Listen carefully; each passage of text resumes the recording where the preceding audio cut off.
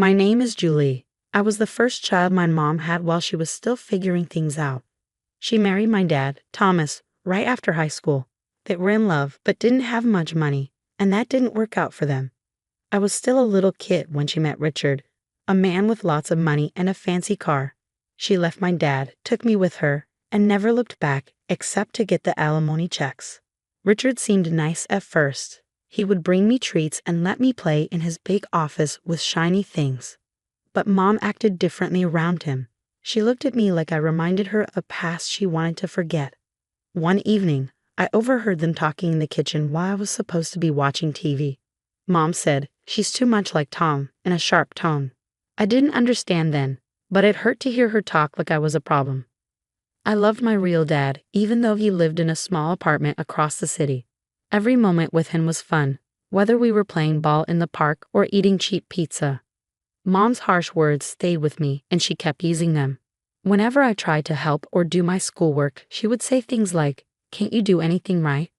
Dad was different. He would always tell me, "You're doing great, Julie," whenever I showed him my grades or drawings. He encouraged me to ignore anyone who said otherwise. Things with Mom and Richard got tougher when I started school. Mom cared a lot about appearances and always complained about my clothes and friends.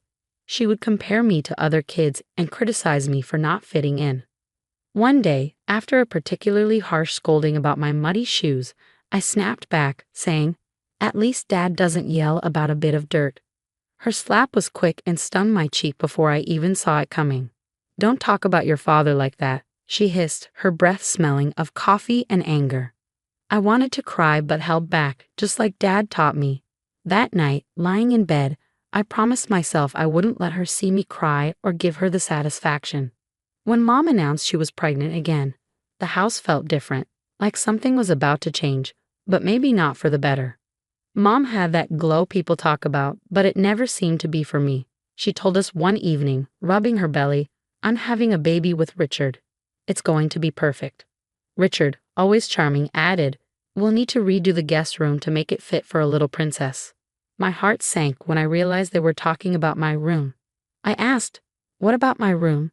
trying to stay calm. Mom gave me a tight smile and said, "You can move into the smaller room, Julie. It's only fair. The baby needs the space." The way she said it made it sound like there was no room for discussion. So I packed up my things and moved to the smallest room in the house, barely bigger than a closet. The months went by quickly, and soon Lily was born. Everyone was talking about her, saying how beautiful she was. Mom would gush to her friends, cradling Lily as if she were made of the finest porcelain. "Yeah, she's cute," I would say, trying to join in. Lily was adorable, and I loved her the moment I saw her. I wanted to be a good big sister and help out. One afternoon, I tried to sneak into Lily's room while Mom was busy in the kitchen. I tiptoed in and peered over the crib at my baby sister, who was happily gurgling. "Hey there, Lily," I whispered, reaching out a finger for her to grab. Mom must have heard me because she appeared at the door suddenly, her voice sharp. "What are you doing, Julie? I told you, you need to ask before going into her room." "I just wanted to see her," I protested, feeling tears well up in my eyes. I wanted to help, but Dad was different. One weekend when I was with him, we were having pizza at our favorite place, and I opened up about how Mom was always on edge with me around Lily. I told him it felt like she thought I'd break her or something. Dad thought for a moment and said, "You know, Julie, some people have a hard time sharing love. They think there's only so much to go around. But you've got a big heart. Don't let your mom's ways make you think otherwise." His words made me feel a little better, but back at Mom's house, things didn't improve. Even when I tried to talk about school or friends, Mom was always half listening, her attention mostly on Lily. One day, I came home with a school award for second place in the science fair. I was excited and showed Mom the certificate while she was feeding Lily. "Look, Mom, I won this," I said, holding it out. "That's nice, dear," she replied without looking up. "Put it on the fridge or something." I put the certificate on the fridge, a bit crooked, and stepped back. It felt like just another piece of paper, another day overshadowed by Lily. By the time I reached high school, things were really rough at home. Mom was cold, and Richard seemed indifferent. I felt more like a guest than a family member. Then, out of the blue, Mom said it was time for me to live with Dad permanently. She told me at dinner, just the two of us. while Richard was still at work and Lily was already asleep. "Julie, we need to talk about your future," Mom said, pushing her food around her plate with a fork. Her voice was cold and businesslike, which made me nervous. "What about it?" I asked, trying to sound casual, but my heart was racing. "We've been discussing things," Mom said, "and we think it's best if you move in with your father. With the new baby coming, things here are complicated. You're not a child anymore. You need your own space, and we can't provide that here, not with the new situation. It's cramped, and frankly, the financial burden is more than we expected." I almost choked on my water. Move in with Dad? But why? I thought everything was fine here. Mom sighed deeply. "Look, Julie, it's just not working out. You'll be better off with your dad." "It's better for everyone this way," Mom said. I pushed my plate away, no longer hungry. "What about school and my friends?" I asked. "You can go to a new school and make new friends," she replied, as if it were that simple, like I could just erase my old life and start fresh without any trouble. The next few weeks were a blur. I packed up my things, books, clothes, and a few keepsakes that meant something to me, into boxes. Richard barely said goodbye, and Lily, too young to understand, gave me a confused hug. Moving day was hard. Dad lived on the other side of town in a modest apartment. It was clean but cluttered with reminders of a life that had been on hold since Mom left him. When I arrived, Dad was there waiting with open arms and a worried smile. The apartment was nothing like the house I grew up in. My new room was much smaller, with walls that needed painting and a window facing a brick wall. But it was quiet, and Dad was trying his best. The first day at my new school was tough. As I walked down the crowded hallways, I could feel the stares and hear the whispers. "That's the new girl," as if I were some kind of oddity. In class, I kept to myself, doodling in my notebook to block out the murmurs. When the bell rang, I was the first to leave, not wanting to linger. At home, Dad noticed my mood. "How was school?" he asked, trying to sound upbeat. "It was fine," I lied, shrugging off my coat and dumping my bag by the door. "If it gets tough, you tell me, okay? We're in this together." "You're not alone, Julie," he said. His words meant a lot, but the loneliness I felt was deep and gnawing. It wasn't just about missing my old friends or the big house. It was about feeling unwanted and pushed out, like I was a burden. Adjusting to life at Dad's wasn't easy, but I knew if I didn't pull myself together, things would only get worse. One morning, I woke up, looked around my small room, and decided it was time to take charge of my life. "No one else is going to do it for me," I muttered to myself. Dad noticed the change right away. Over breakfast one day, he looked up from his coffee and said, "You seem more determined these days, Julie. What's on your mind?" I stirred my cereal, trying to find the right words. "I want to make something of myself, Dad. I don't want to end up stuck," I said. He nodded, a serious expression on his face. "I hear you, kiddo. So what's the plan?" "That big scholarship for top students, I'm going to get it," I declared, more to convince myself than him. Dad's smile was just the encouragement I needed. "If anyone can get it, it's you. Just let me know what you need from me." School was tough. I spent long hours catching up and even more time buried in books. My teachers noticed the change. Even the strict ones seemed to respect my effort. One day, Mr. Jensen, my math teacher, kept me after class. "Julie, your work has improved a lot. What's the goal?" he asked. "I need that scholarship," I replied bluntly, packing up my stuff. "I've got plans, and they don't include being stuck here forever." Mr. Jensen studied me for a moment before nodding. "Well, keep at it and let me know if you need extra help. I'm here." Making friends wasn't easy, but I found a few people who didn't mind that I wasn't always the life of the party. During lunch, I sat with Maria and Luke, two kids who weren't exactly popular but knew how to laugh. "So, Julie, you're like a library ninja now," Luke joked one day, nudging me as we sat down with our trays. I cracked a smile. "Yeah, gotta be stealthy if I want to snag the best study spots." Maria, her voice soft but sincere, said, "It's cool what you're doing, Julie. Most people wouldn't bother." As the days turned into months and the pressure built up with the approaching application deadlines, Dad was my rock. He was always there with a hot meal and a listening ear whenever the stress became too much.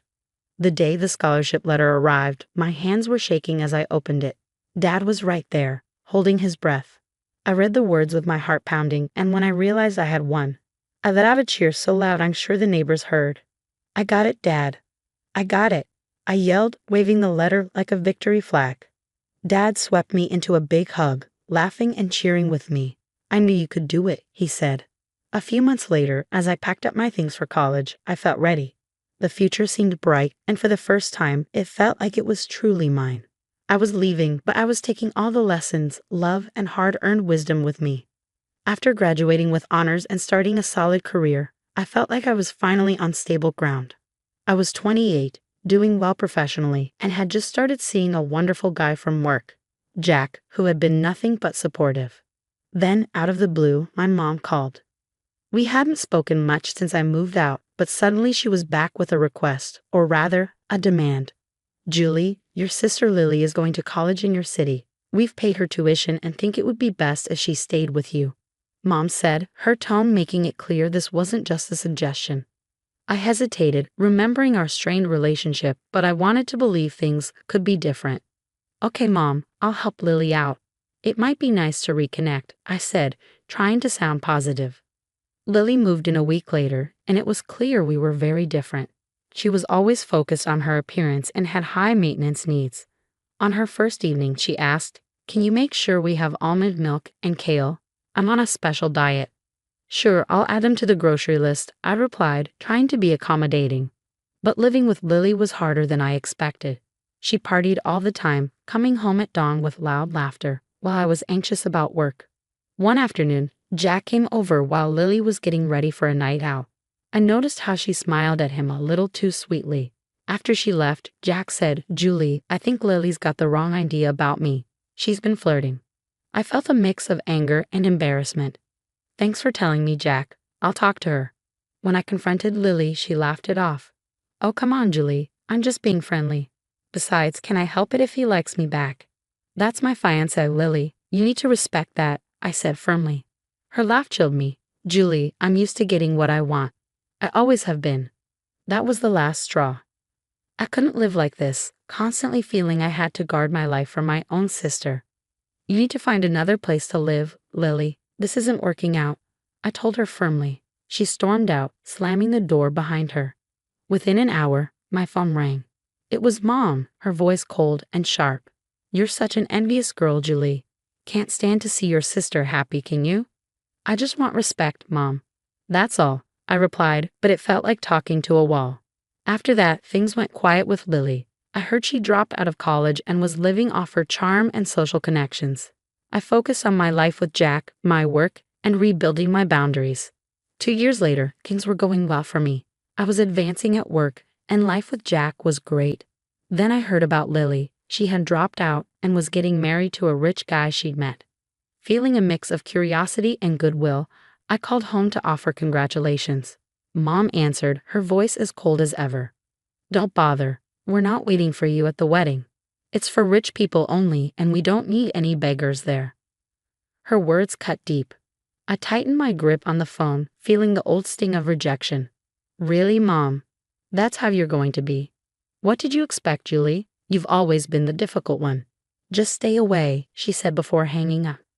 I stood there, the dial tone echoing in my ear. The hurt was real, but I wasn't going to let it break me. I later found out that Lily's wedding was lavish, with popular artists and actors. Life moved on for me too. Jack proposed, and suddenly I was planning my own wedding. Nothing extravagant, but filled with love and sincerity. I called Dad to share the news. "That's wonderful, Julie. I wouldn't miss it for the world," he said, his voice brimming with happiness. Encouraged by Dad's reaction, I decided to make one last attempt to reconnect with Mom. I dialed Mom's number, my heart racing. When she answered, I said, "Mom, I'm getting married. I'd really like you to come."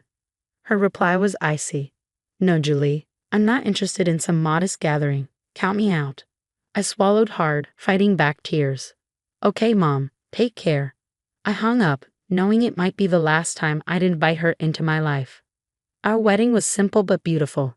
Dad walked me down the aisle, and his presence was a steady comfort.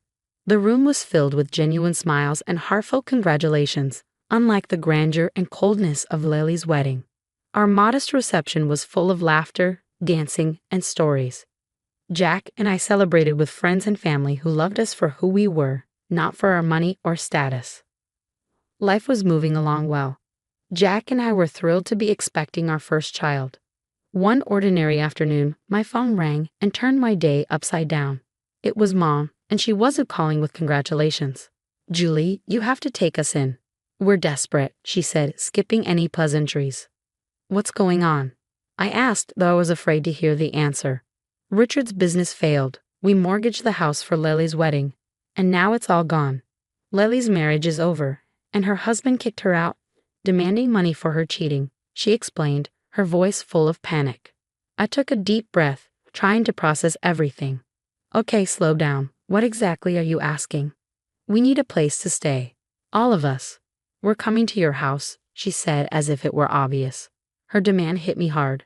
"No, Mom, you can't just decide to move in with us. It doesn't work like that. You owe us after everything we've done for you," she snapped. I felt a surge of anger. "Oh, Mom, remember how you were when I needed you most? You pushed me out and chose everything over me. Now you expect me to open my doors?" Her voice rose. "You're being selfish, Julie. Where is your family spirit? I am your mother." "Being a mother doesn't mean making demands," I shot back. "It's not about debts." Her fury was palpable. "You'll regret this, Julie. I might even take you to court to get what I deserve." I laughed, though it was more from disbelief. "Go ahead and try. Dad was my guardian when you kicked me out. What will you claim? Your daughter wouldn't let you live off her after you threw her out." There was a pause, and I could almost hear her thinking. "This isn't over, Julie," she hissed before hanging up. After that call, life felt like a fresh start.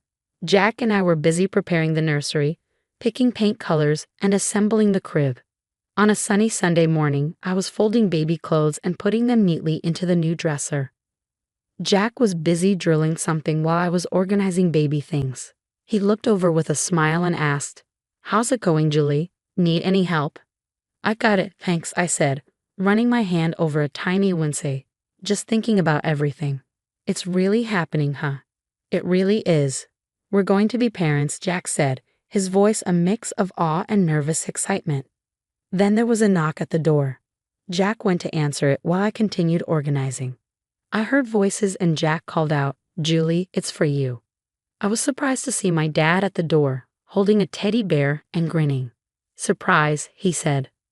"Dad, what are you doing here?" I asked, rushing over to hug him. "I wanted to see how my favorite daughter is doing," he said, handing me the teddy bear, "and I brought something for my future grandchild." "Thank you, Dad. It means a lot that you're here," I said, feeling emotional. Dad looked around at the baby furniture and books. "Looks like you're almost ready." "We're trying. It's a lot, but we're excited," I told him. Then I hesitated. "Dad, I had another call with Mom. It didn't go well." Dad's smile faded. I heard she wasn't pleased. "No, she wasn't," I said firmly, but I had to stand my ground. "We need peace here, for me, Jack, and the baby." The day passed with Dad sharing stories and giving us some amusing parenting advice. We enjoyed our time together. As the sun set, painting the sky in shades of orange and pink, we sat on the porch. Jack put his arm around me and I leaned into him.